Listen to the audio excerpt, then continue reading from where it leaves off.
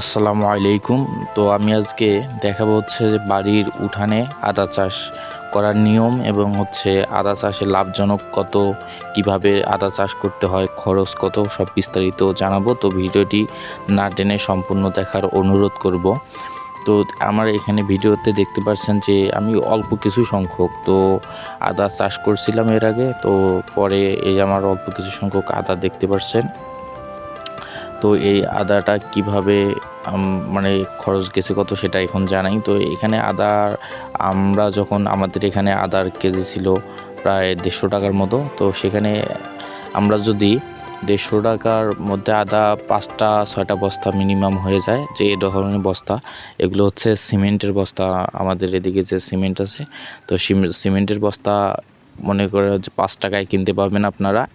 সেটা কেটে তাহলে দুভাগ করে সেলাই করবেন, তাহলে 2.5 টাকা প্রতি বস্তা খরচ পড়ে।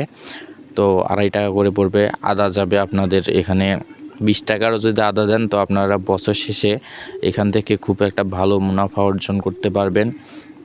এবং আদার উঠানে খরচ খুবই কম, একটু সার দিলে। আর আমাদের এখানে তো বাড়িতে গরুর গোবর থাকে, তো সেটা মিশ্রণ করে খুব ভালোভাবে মাটির সাথে দিয়ে আদা চাষ করলে খুব ভালো। এখান থেকে প্রতি বস্তায় আদা 1 কেজির মতো আশা করা যায়। 1 কেজি থেকে হচ্ছে আপনাদের 700 গ্রাম 800 গ্রাম এরকম আদা পাওয়া সম্ভব, যদি ভালো ফলন হয় ইনশাল্লাহ।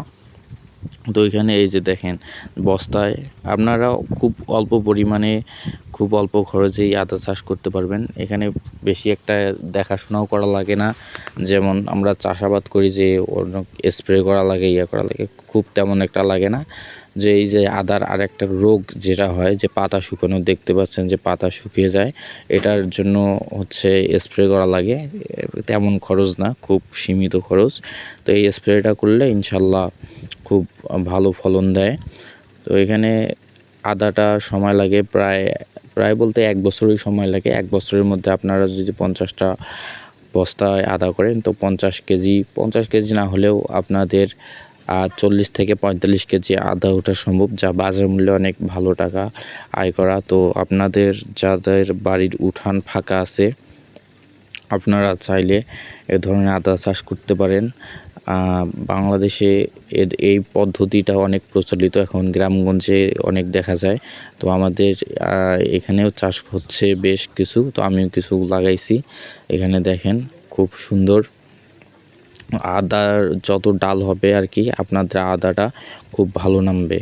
আর একটু জৈব সার প্রয়োগ করলে খুব ভালো ফলন দিবে আশা করা যায়। তো আপনারা ভিডিওটি সম্পূর্ণ দেখুন, অনুরোধ রইল। আর আমার চ্যানেলটি নতুন দর্শক, আমার এখনও মনিটাইজেশন চালু হয়নি, তো দয়া করে সাবস্ক্রাইব করবেন এবং আপনাদের কিছু পরামর্শ বা কিছু জানার থাকলে আমাকে কমেন্টের মাধ্যমে জানাবেন। ধন্যবাদ। আসসালামু আলাইকুম।